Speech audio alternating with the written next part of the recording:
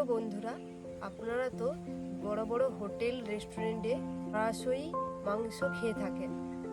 আজকে ঠান্ডার মরশুমে আমি আপনাদেরকে সুন্দর হাঁসের মাংস রান্না করে দেখাবো। এখন আমি হাঁসটাকে ছোট ছোট পিস করে কেটে নিচ্ছি।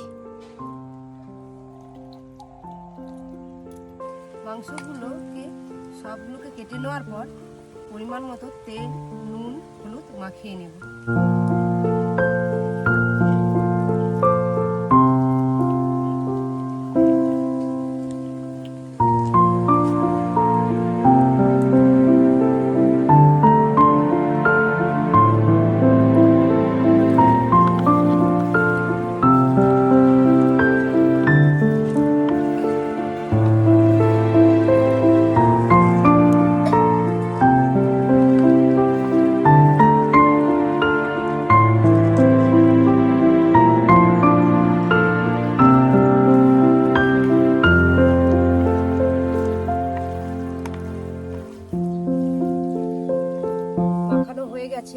এখন আমি 10 মিনিটের জন্য রেখে দেব। আজকে হাঁসের মাংস রান্নার জন্য যে যে মশলা লাগছে সেগুলো আপনাদেরকে দেখিয়ে দিচ্ছি।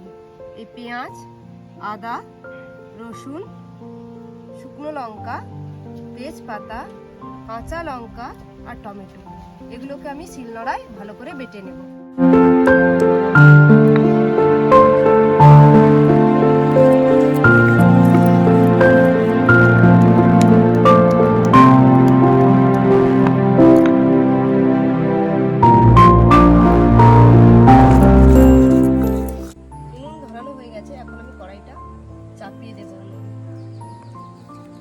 কড়াই গরম হয়ে গেছে, এখন আমি পরিমাণ মতো তেল দিয়ে দেব।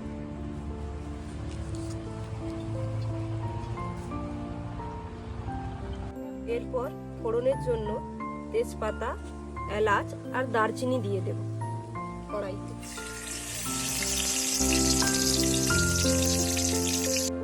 এবার পেঁয়াজ বাটাটা দিয়ে দেব।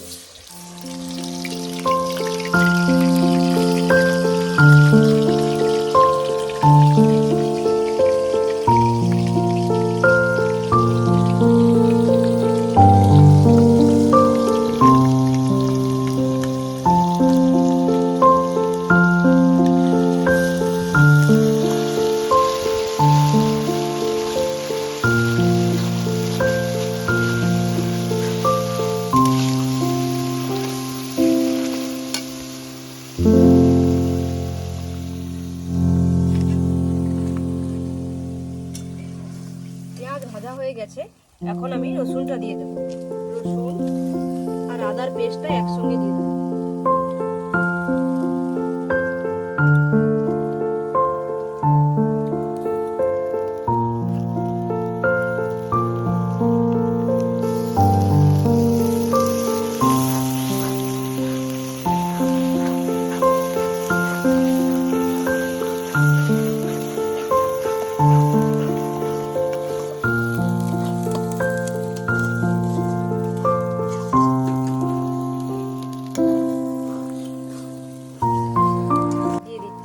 কাঁচা লঙ্কার বাটা, শুকনো লঙ্কার বাটা দিয়ে এর মধ্যে হলুদ গুঁড়ো, সামান্য একটু লঙ্কার গুঁড়ো দিয়ে জলে মিশ্রণ করে নিয়েছি। এই মিশ্রণটাকে দিয়ে দেব।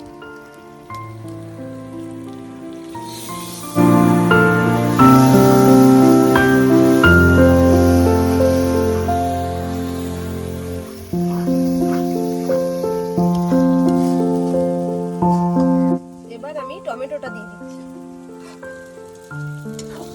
আপনারা যখন বাড়িতে এই হাঁসের মাংসটি রান্না করবেন তখন লঙ্কার পরিমাণটা বেশি রাখবেন, কেন হাঁসের মাংসের ঝালের পরিমাণটা বেশি রাখা ভালো। দেখুন মশলাটা আমার তেল ছেড়ে দিয়েছে, এখন আমি মাংসটা দিয়ে দেব।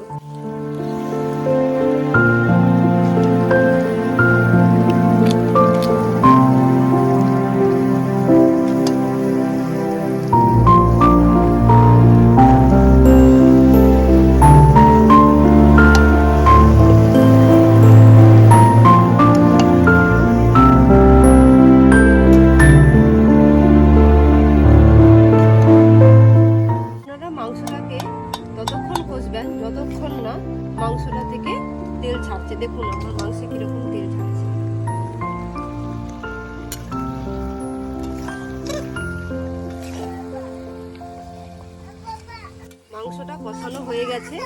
এখন আমি মাংসতে পরিমাণ মতো জল দিয়ে দেব।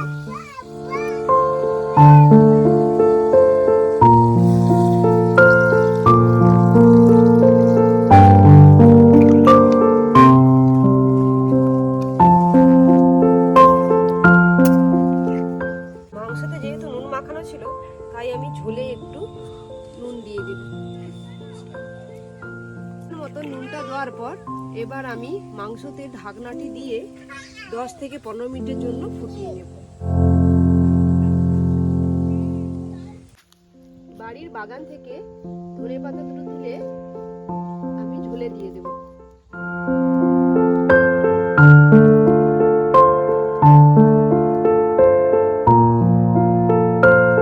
দেখুন বন্ধুরা, কিরকম ঝোলে কালারটি এসছে। এখন আমি ধনেপাতা এই ঝোলে দিয়ে দেব। আপনারা চাইলে নাও দিতে পারেন। ধনেপাতাটা দিলে সুন্দর একটি গন্ধ আসে ঝোলে এবং খেতেও সুন্দর লাগে। ঝোলটা ফুটে গেছে, এখন আমি ঝোলটাকে নামিয়ে নেব। এখন আমার রান্নাটা কমপ্লিট হয়ে গেছে। এখন আমি এটা গামলাতে ঢেলে নেব।